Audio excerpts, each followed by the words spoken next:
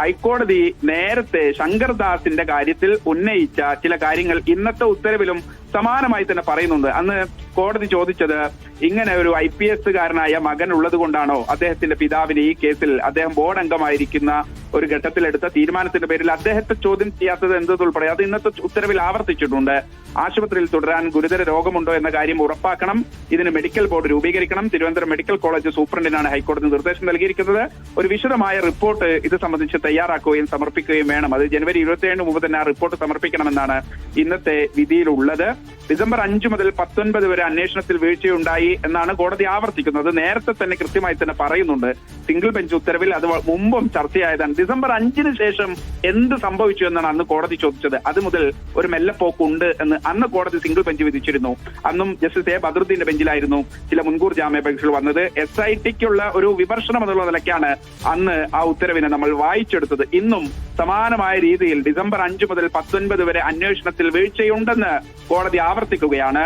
3 പ്രതികൾക്ക് ഇപ്പോൾ ഇപ്പോഴത്തെ അത് വീണ്ടും പറയാനുള്ള ഒരു സവിശേഷമായ സാഹചര്യമാണ് പറയുന്നത്. അതായത് 3 പ്രതികൾക്ക് ജാമ്യം നിഷേധിച്ച വിധിയിലാണ് ആ നിരീക്ഷണം കോടതി ആവർത്തിക്കുന്നത്. 1 പത്മകുമാറാണ്, 2 മുരാരി ബാബുവാണ്, 3 നാഗ ഗോവർദ്ധനാണ്. ഈ 3 പേർക്കും ജാമ്യം നിഷേധിച്ചുകൊണ്ടുള്ള ഉത്തരവിലാണ് കോടതി മുൻ നിലപാട് ആവർത്തിക്കുന്നത്. അതായത് ശങ്കർദാസിന്റെ കാര്യത്തിൽ ആശുപത്രിയിൽ തുടരാൻ ഗുരുതര രോഗമുണ്ടോ എന്ന് കൃത്യമായി തന്നെ ഉറപ്പാക്കുകയും അതിനനുസരിച്ച് ബന്ധപ്പെട്ട തീരുമാനം ഒരു മെഡിക്കൽ ബോർഡ് രൂപീകരിച്ച് ആ വിഷയത്തിൽ കൃത്യമായി തന്നെ റിപ്പോർട്ട് എന്താണ് എന്ന നില കോടതിയെ അറിയിക്കണം. അതായത് ആദ്യഘട്ടത്തിൽ അന്വേഷണവുമായി സഹകരിച്ച ആളാണ് KP ശങ്കർദാസ്. പെട്ടെന്നാണ് ശങ്കർദാസിന്റെ ആരോഗ്യനില മോശമാകുന്നത്. ആശുപത്രിയിൽ പ്രവേശിപ്പിച്ചത് കൊണ്ട് മാത്രം അറസ്റ്റ് ഒഴിവാക്കാനാവില്ല എന്നൊരു ധ്വനിയാണ് കോടതി പറയുന്നത്. അതുകൊണ്ടാണ് വളരെ കൃത്യമായി ക്ലിയർ കട്ടായ ആരോഗ്യ ഒരു മെഡിക്കൽ സംഘത്തെ രൂപീകരിക്കുകയും അതിനുശേഷം അതിന്റെ റിപ്പോർട്ട് കോടതിയിൽ കൊണ്ടുവരികയും ചെയ്യണമെന്ന് കോടതി നിർദ്ദേശിക്കുന്നത്.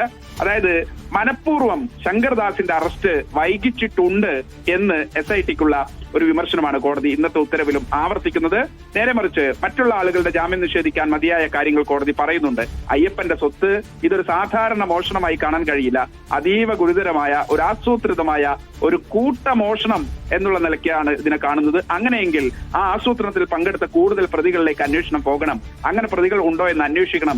SIT കണ്ടെത്തിയ രേഖകളിൽ നിന്ന് കൂട്ടക്കവർച്ചയാണ് നടന്നത് എന്ന് പ്രഥമ ദൃഷ്ട്യാ വ്യക്തമാണ് എന്നതുൾപ്പെടെയുള്ള കാര്യങ്ങൾ പറയുന്നു. അങ്ങനെ പ്രഥമ ദൃഷ്ട്യാ ഒരു കൂട്ടക്കവർച്ചയായി നിലനിൽക്കുന്ന ഈ ഘട്ടത്തിൽ പോലും 4147 ഗ്രാം സ്വർണം മോഷണം പോയ ആ മുതലിൽ നിന്ന് ഇപ്പോഴും കണ്ടെടുക്കാനായിട്ടുള്ളത് 474.96 ഗ്രാം സ്വർണം മാത്രമാണ്. അങ്ങനെ ഒരു ഘട്ടത്തിൽ ഒരിക്കലും ഈ ഘട്ടത്തിൽ പ്രതികൾക്ക് ജാമ്യം നൽകാൻ കഴിയില്ല എന്ന് കോടതി ആവർത്തിച്ചു പറയുന്നുണ്ട്. അതിന് 2-3 പ്രധാനപ്പെട്ട കാര്യങ്ങൾ കോടതി ഈ രൂപത്തിൽ പറയുന്നുണ്ട്. പത്മകുമാറിന്റെ കാര്യം നമ്മൾ നേരത്തെ പറഞ്ഞു. ഒപ്പം തന്നെ കേസിൽ ഉൾപ്പെട്ട മറ്റു ബോർഡംഗങ്ങളായ വിജയകുമാർ, KP ശങ്കർദാസ് എന്നിവരെ പത്മകുമാറിനൊപ്പം ഇരുത്തി ചോദ്യം ചെയ്യേണ്ടതുണ്ട്.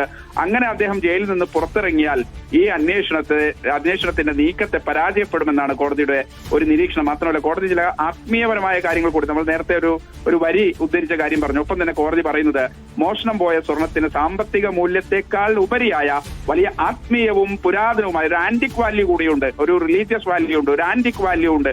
അത് പണമായി ഏതെങ്കിലും തരത്തിൽ പണത്തിന് തുല്യമായി അതിനെ കണക്കാക്കാൻ കഴിയില്ല. അത്രയും അതീവ ഗുരുതരമായ ഒരു തെറ്റ് ചെയ്ത ആൾക്കാർ എന്നുള്ള നിലയ്ക്ക് സ്വാഭാവിക ജാമ്യം ലഭിക്കുകയാണെങ്കിൽ ലഭ്യമാകട്ടെ. പക്ഷേ ഈ ഘട്ടത്തിൽ അത് അന്വേഷണത്തെ കാര്യമായി ബാധിക്കും. മാത്രമല്ല വളരെ ഗുരുതരമായ ഒരു ക്രൈമാണ് നടന്നത് എന്ന് കോടതി ആവർത്തിച്ച് ഈ 117 പേജുള്ള ഒരു വളരെ വലിയ ഉത്തരവാണ്. അത് 3 പേരുടെയും 2 ജാമ്യാപേക്ഷകൾ വീതമുണ്ട്. അത് ശബരിമല സ്വർണ്ണപ്പാളി കട്ട ഒരു പൊതുവായ ഒരു കേസായി നമുക്ക് പറയാമെങ്കിൽ പോലും അതിൽ ദ്വാരപാലക ശില്പങ്ങളുടെ സ്വർണം മോഷ്ടിച്ച ഒരു കേസ് വെവ്വേറെ തന്നെയാണ് SIT രജിസ്റ്റർ ചെയ്തിരിക്കുന്നത്. മറ്റൊരു കേസ് കട്ടിലപ്പാളികളിൽ നിന്ന് സ്വർണം മോഷ്ടിച്ച മറ്റൊരു കേസ്. ഇങ്ങനെ 2 കേസുകളാണ്. ഈ 2 കേസുകളിൽ 3 പേരുടെ ജാമ്യാപേക്ഷ, ആകെ 6 ജാമ്യാപേക്ഷകളിൽ ഒരു വലിയ ഉത്തരവ് ഒരുമിച്ചാണ് കോടതി പറയുന്നത്. അതുകൊണ്ടാണ് ഇത്ര അധികം വലിയ 117 പേജുള്ള ഒരു ഉത്തരവ് ഹൈക്കോടതി സിംഗിൾ ബെഞ്ച് ഇറക്കിയിരിക്കുന്നത്. കൂടുതൽ വിശദാംശങ്ങൾ അത് വായിക്കുന്ന മുറയ്ക്ക് നമുക്ക് കൂടുതൽ നൽകാൻ കഴിയും. പ്രഥമ ദൃഷ്ട്യാ ഇപ്പോൾ കോടതി പറയുന്ന ചില കാര്യങ്ങൾ മാത്രമാണ് ഇപ്പോൾ സൂചിപ്പിച്ചതിനേക്കാൾ വലിയ വിശാലമായ അർത്ഥത്തിലുള്ള ഒരു സമഗ്രമായ ഉത്തരവാണ് ഇപ്പോൾ സിംഗിൾ ബെഞ്ച് പുറത്തിറക്കിയിരിക്കുന്നത്.